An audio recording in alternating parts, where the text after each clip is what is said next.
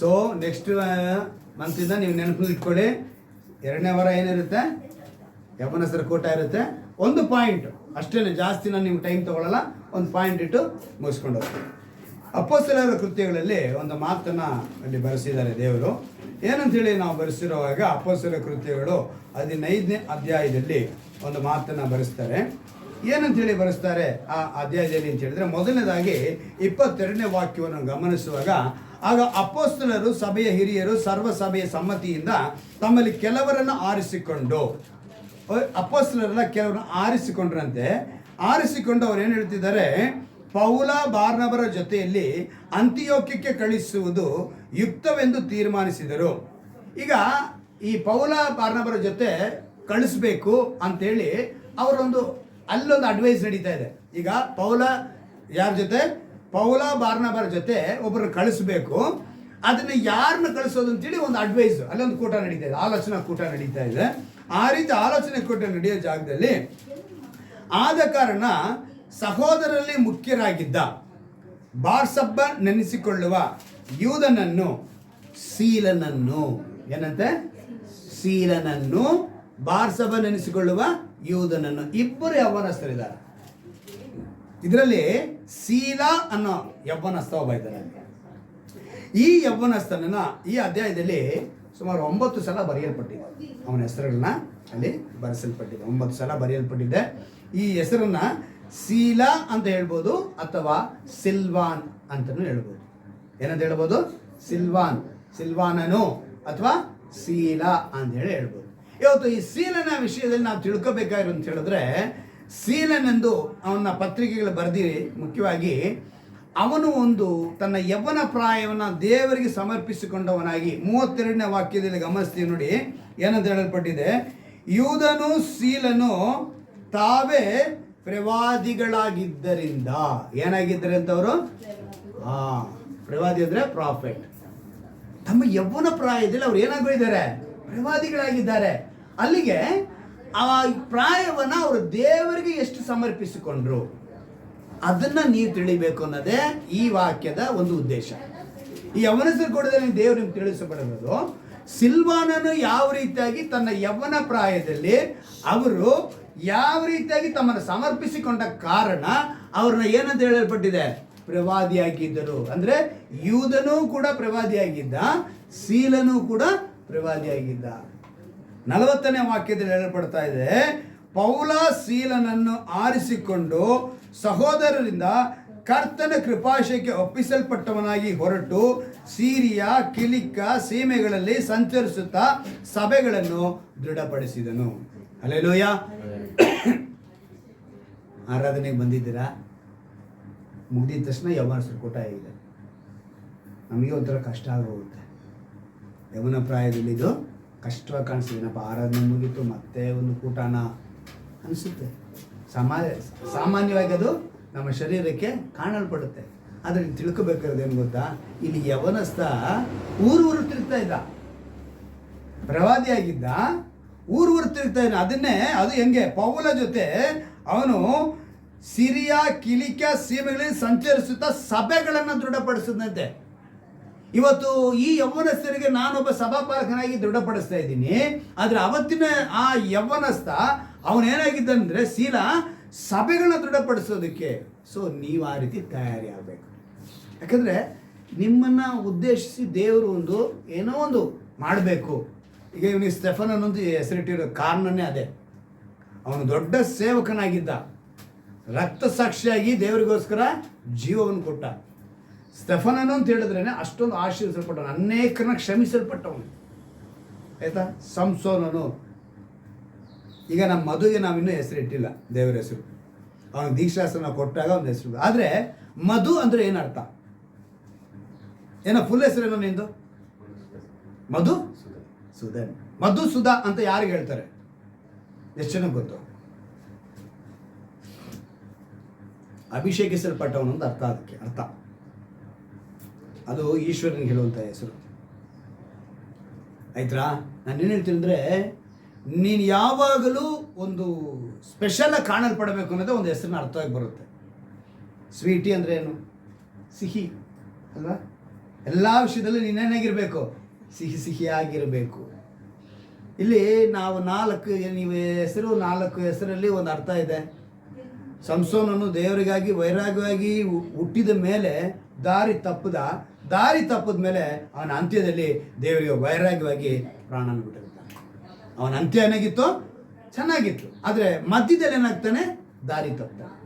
So ಈಗ ನಿಮ್ಮ ಯೌವನ ಪ್ರಾಯದಲ್ಲಿ ಮಧ್ಯದಲ್ಲಿ ದಾರಿ ತಪ್ಪುವಂಥ ಅನೇಕ ಸಮಯಗಳು ಬರ್ಬೋದು, ಅಥವಾ ಒಂದು ಕಾಲಗಳು ಬರ್ಬೋದು. ಆದರೆ ನೀವೇನಾಗಬಾರ್ದು, ಎಡವಬಾರ್ದು. ಈ ಶೀಲ ಯಾವ ರೀತಿಯಾಗಿದ್ನೋ, ನೀವು ಅಪೊಸ್ತಲ ಕೃತ್ಯಗಳು 15ರಿಂದ 18ನೇ ಅಧ್ಯಾಯದವರೆಗೂ ನೋಡಿದ್ರೆ 9 ಸಲ ಶೀಲ ಅಂತ ಬರೆಯಲ್ಪಟ್ಟಿದೆ. ಅಲ್ಲಿಗೆ ಆ ಯೌವನಸ್ಥನ ಅರ್ಪಿಸುವಿಕೆ, ಸಮರ್ಪಣೆ ಇವತ್ತು ನಿಮ್ಮಲ್ಲಿ ಇರಬೇಕು. ಅದಕ್ಕೇ ದೇವರು ಇವತ್ತು ಈ ಯೌವನಸ್ಥರ ಕೂಡಲೇ ಆ ಸಿಲ್ವಾನನ ಕುರಿತು ಹೇಳಲ್ಪಟ್ಟಿದೆ. ಆ ಸಿಲ್ವಾನನು ಯೌವನಸ್ಥನಾಗಿ ಪ್ರವಾದಿಯಾಗಿ ಇದ್ದು ಸಭೆಗಳನ್ನು ದೃಢಪಡಿಸನಾಗಿದ್ದನು. ನೀವು ನಾಳೆ ಅದೇ ರೀತಿಯಾಗಿ ದೇವರ ರಾಜ್ಯದ ಕೆಲಸ ಮಾಡುವಂಥ ಯೌವನಸ್ಥರಾಗಿ ಬದಲಾಗಬೇಕು. ಅದಕ್ಕೋಸ್ಕರ ದೇವರು ನಿಮಗೆ ಯೌವನಸ್ಥರು ಕೂಡ. ಕೊನೆಯದಾಗಿ 1 ಪೇತ್ರನಿಗೆ ಬರೆದ ಪತ್ರಿಕೆಯಲ್ಲಿ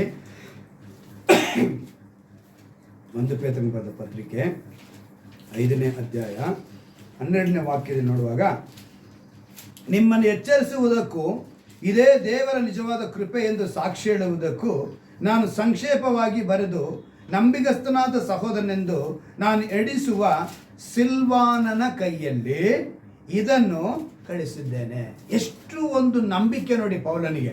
ಅವನೇನು ಮಾಡಿ ಪೇತ್ರನಿಗೆ ನೋಡಿ, ಯಾಕಂತ ಹೇಳಿದ್ರೆ ಪೌಲನಿಗಿದ್ದಂಥ ನಂಬಿಕೆನೇ ಪೇತ್ರನಿಗಿದೆ. ಪೌಲ ನಂಬಿಕೆಯಿಂದ ಸೀಲನನ್ನು ಅನೇಕ ಸೀಮೆಗಳಿಗೆ ಕರ್ಕೊಂಡು ಹೋದ. ಅದೇ ರೀತಿಯಾಗಿ ಇವತ್ತು ಪೇತ್ರನು ಕೂಡ ಆ ಒಂದು ಪತ್ರಿಕೆ ಬರೆಯುವಾಗ ಅವನು ಹೇಳ್ತಾನೆ, ಅವನು ಒಂದು ಸಂಕ್ಷೇಪವಾಗಿ ಒಂದು ಪತ್ರವನ್ನು ಬರೆದು ಕಳಿಸ್ತಾನೆ. ಅದು ಏನಂತ ಹೇಳ್ತಾನೆ, ನಂಬಿಗಸ್ತನಾದ ಸಹೋದರನೆಂದು ನಾನು ಎಣಿಸಿರುವ ಸಿಲ್ವಾನನ ಕೈಯಲ್ಲಿ.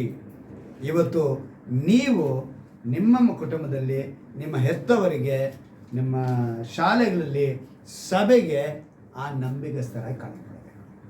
ನಾನು ಅದಕ್ಕೆ ಫಸ್ಟ್ ಡೇನೇ ಹೇಳಿದೆ, ಯೌವನಸ್ಥರು ನಡೆ, ನುಡಿ, ನಂಬಿಕೆ, ಸಾಧುತ್ವ ಮಾದರಿಯಾಗಿರಬೇಕು. ವಿಶ್ವಾಸದಲ್ಲಿ ಮಾದರಿ ಇರಬೇಕು. ನಡೆ, ನುಡಿ, ನಂಬಿಕೆ, ಸಾಧುತ್ವ, ಮತ್ತೆ ಯಾವುದೋ ವಿಶ್ವಾಸಿಗಳಾಗಿರ್ಬೇಕು. ನಡೆ, ನೀವು ಮಾದರಿಯಾಗಿರ್ಬೇಕು. ವಿಶ್ವಾಸದಲ್ಲಿ, ನಂಬಿಕೆಯಲ್ಲಿ ನೀವು ನಂಬಿಕಸ್ಥರಾಗಿದ್ರೇ ನಿಮ್ಮ ಮೇಲೆ ನಿಮ್ಮ ಹೆತ್ತವರಿಗೆ ಒಳ್ಳೆ ಅಭಿಪ್ರಾಯಗಳು ಬರೋದು. ಅದಕ್ಕೆ ನಿಮಗೆ ಬೇಕು ಅಂತಲೇ ಒಂದು ಅಡ್ವೈಸ್ ಅನ್ನೋದನ್ನು, ಈ ಆಲೋಚನೆ ಇದನ್ನಿಟ್ಟು ನಿಮಗೆ ಹೇಳ್ಕೊಡ್ತೀನಿ. ಅಂದರೆ ಸಿಲ್ವಾನನು ತನ್ನ ಪ್ರಾಯವನ್ನು ಯಾವ ರೀತಿಯಾಗಿ, ಅಂದರೆ ಕ್ರಿಸ್ತಶಕ 50ರಲ್ಲಿ ರೋಮ ಪಟ್ಟಣದಲ್ಲಿ ತನ್ನ ಜೀವನ ಕಳೀತಾನೆ. ಅವನ ಅಂತ್ಯಕಾಲ ಮುಗೀತು. ಅಂದರೆ ನೀವು ಇವತ್ತು ಪೌಲನೊಂದಿಗೆ, ತೀಮೋಥೆಯನೊಂದಿಗೆ, ಪೇತ್ರನೊಂದಿಗೆ ಅವನು ಕೆಲಸ ಮಾಡಿದ್ದಾನೆ. ಯಾರೊಂದಿಗೆ? ಪೌಲನೊಂದಿಗೆ, ತೀಮೋಥೆಯನೊಂದಿಗೆ, ಪೇತ್ರನೊಂದಿಗೆ ಯೌವನ ಪ್ರಾಯವನ್ನು ದೇವರಿಗಾಗಿ ಸಮರ್ಪಿಸಿಕೊಂಡ ಇವತ್ತು ಸತ್ಯವೇದದಲ್ಲಿ ಅವನ ಹೆಸರು ಬರೆಯಲ್ಪಟ್ಟಿದೆ. ಸೊ ನಿಮ್ಮ ಅನುಭವ ಹೇಗಿರಬೇಕು ಅಂದರೆ, ನೀವು ನಂಬಿಗಸ್ತರಾಗಿರಬೇಕು, ನಿಮ್ಮ ಹೆತ್ತವರಿಗೆ ನಂಬಿಗಸ್ತರಾಗಬೇಕು.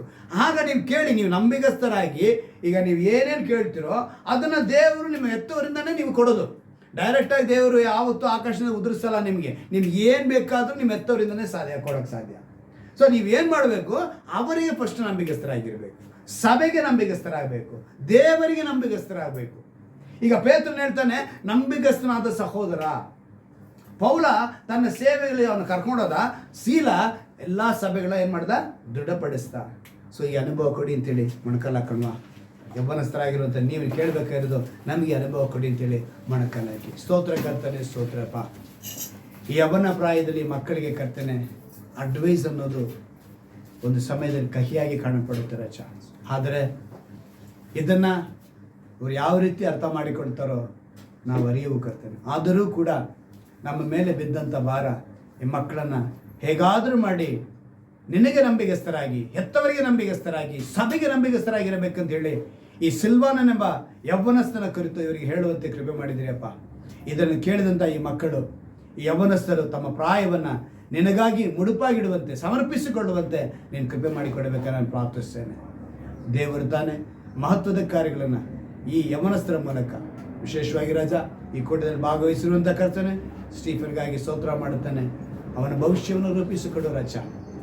ಅವನಲ್ಲಿ ಇರುವಂಥ ಹೋರಾಟಗಳು ಏನೆಂದು ನಾವು ಅರಿಯವು ಕರ್ತನೆ. ಅವನಿಗೆ ಕೊಟ್ಟಿರುವಂಥ ವಿದ್ಯಾಭ್ಯಾಸದಲ್ಲಿ ಕರ್ತನೆ ತಾನು ಮೊದಲನೇದಾಗಿ ಇದನ್ನು ಸಂಪೂರ್ಣಗೊಳಿಸಬೇಕು. ನಾನು ಸಮಾಜದಲ್ಲಿ 4 ಜನರ ಮುಂದೆ ಮೇಲಾಗಿ ಕಾಣಲ್ಪಡಬೇಕು. ನನಗೆ ವಿದ್ಯಾಭ್ಯಾಸ ಬಹಳ ಅವಶ್ಯಕತೆ. ಇದಕ್ಕಾಗಿ ನಾನು ಹೆತ್ತವರಿಗೆ, ಸಭೆಗೆ, ದೇವರಿಗೆ ನಾನು ನಂಬಿಕಸ್ಥನಾಗಿರ್ತೀನಿ ಎಂಬ ಒಂದು ದೃಢ ನಿರ್ಧಾರವನ್ನು ಮಗನು ತೆಗೆದುಕೊಳ್ಳುವಂತೆ ನೀನು ಕೃಪೆ ಮಾಡಿಕೊಡುವುದಕ್ಕಾಗಿ ಸ್ತೋತ್ರ. ಮದುವೆಗಾಗಿ ಸ್ತೋತ್ರ ಮಾಡುತ್ತೇನೆಪ್ಪ. ಮನನ್ನು ಬಲಪಡಿಸು. ಮಗನಿಗೆ ನೀನೇ ತಂದೆಯಾಗಿದ್ದು ಕರ್ತನೆ ಅವನ ಎಲ್ಲ ಅಗತ್ಯಗಳನ್ನು ಪೂರೈಸಿಕೊಡಬೇಕು.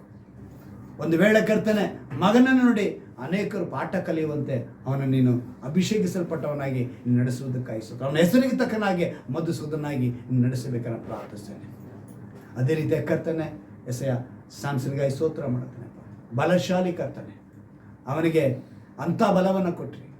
ಈ ದಿವಸದಲ್ಲಿ ಕರ್ತನೆ ಅಂಥ ಬಲಶಾಲಿಯಾದ ಮಗನು ಒಂದು ವೇಳೆ ಅವನು ದಾರಿ ತಪ್ಪಿದೆ ಆಗಿದ್ರೆ ಕರ್ತನೆ ಇವತ್ತು ತಪ್ಪಿಸಿಕೊಂಡು ಅದನ್ನು ಸರಿಪಡಿಸಿಕೊಂಡು ಕೊನೆಯಲ್ಲಿ ಕರ್ತನೆ ಯಾವ ರೀತಿಯಾಗಿ ಜಯಶಾಲಿಯಾಗಿದ್ದನೋ ಹಾಗೆ ಅವನ ಬದುಕು ಜಯಶಾಲಿಯಾಗಿರುವಂಥ ಕೃಪೆ ಮಾಡಿಕೊಡು. ಸ್ವೀಟಿಗಾಗಿ ಸ್ತೋತ್ರ ಮಾಡ್ತಾನೆಪ್ಪ. ಮಗಳನ್ನು ಬಲಪಡಿಸು. ತನ್ನ ಯವನ ಪ್ರಾಣ ಕಾದುಕೊಳ್ಳುವಂತೆ ಎಲ್ಲರಿಗೂ ಕೂಡ ಕರ್ತನೆ, ದೇವರಿಗೂ ಹೆತ್ತವರಿಗೂ ಸಭೆಗೂ ಮಗಳು ಸಿಹಿಯಾಗೇ ಇರುವಂತೆ ಆಶೀರ್ವಾಗಿರುವಂತೆ ಮಗಳನ್ನು ಕೂಡ ಆಶೀರ್ವದಿಸು. ಈ ವಾಕ್ಯವನ್ನು ಕೇಳಿದಂಥ ಪ್ರತಿಯೊಬ್ಬರನ್ನು ಆಶೀರ್ವದಿಸು. ಒಂದು ವೇಳೆ ಕರ್ತನೆ ನಾಳೆ ದಿವಸದಲ್ಲಿ, ಇವತ್ತಿನ ದಿವಸದಲ್ಲಿ ಯಾರು ಯೂಟ್ಯೂಬ್ನಲ್ಲಿ ಯೌವನಸ್ಥ ಮಕ್ಕಳು ಕೇಳುವಾಗ ಅವರಲ್ಲಿ ಒಂದು ಬದಲಾವಣೆ ಆಗಲಿ. ಈ ವಾಕ್ಯಕ್ಕೆ ಒಪ್ಪಿಸಿಕೊಟ್ಟವರಾಗಿ ಕೃಪೆ ಮಾಡಿ. ಯೌವನಸ್ಥರು ಅಂದರೆ ಸಿಲ್ವಾನನ್ನು ಯಾವ ರೀತಿಯಾಗಿ ಪ್ರವಾದಿಯಾಗಿದ್ದು ಸಭೆಗಳ ದೃಢಪಡಿಸಿದನು, ಪೇತ್ರನು ನಂಬಿಗಸ್ತನಾದ ಸಹೋದರನಿಂದ ಎಣಿಸಲ್ಪಟ್ಟನು, ಆ ರೀತಿಯಾಗಿ ಎಲ್ಲ ಯೌವನಸ್ಥರು ನಿನ್ನ ನಾಮನ ಮಹಿಮೆಪಡಿಸುವಂಥ ನಂಬಿಗಸ್ತರಾಗಿ ಎಣಿಸಲ್ಪಡುವಂತೆ ಸಭೆಗಳ ದೃಢಪಡಿಸುವಂಥ ಒಂದು ಯೌವನಸ್ಥರಾಗಿ ಇವ್ರನ್ನ ಬದಲಾಯಿಸು ಕರ್ತನೆ. ಈ ಯೌವನಸ್ಥರ ಕೂಟದಲ್ಲಿ ಇರುವಂಥ ಕರ್ತನೆ ಸ್ಟೀಫನ್, ಮಧು, ಸ್ಯಾಮ್ಸನ್, ಸ್ವೀಟಿ ಅಲ್ಲದೆ ಇನ್ನು ಯಾರ್ಯಾರು ಈ ವಾಕ್ಯ ಕೇಳ್ತಾರೋ ಎಲ್ಲರನ್ನೂ ಕೂಡ ಕರ್ತನೆ ನೀ ನಂಬಿಗಸ್ತರಾಗಿ ಮಾರ್ಪಡಿಸಬೇಕನ್ನ ಪ್ರಾರ್ಥಿಸ್ತೇವೆ. ನಮ್ಮ ರಕ್ಷಕನು ವಿಮೋಚಕನಾಗಿರುವ ಯೇಸು ಕ್ರಿಸ್ತನ ನಾಮದಲ್ಲಿ ಪ್ರಾರ್ಥಿಸಿ ಬೇಡುವಂತ ನನ್ನ ಜೀವ ತಂದೆ. ಆಮೇಲೆ ನನ್ನ ಮನವೇ ಕರ್ತನ್ನು ಕೊಂಡಾಡು, ನನ್ನ ಸರ್ವೇಂದ್ರಿಯ ನನ್ನ ಮನವೇ ಕರ್ತನ್ನು ಕೊಂಡಾಡು, ಕರ್ತನು ಮಾಡದ ಪೂರ್ಣನು ಮರೆಯಬೇಡ. Hallelujah, hallelujah, hallelujah.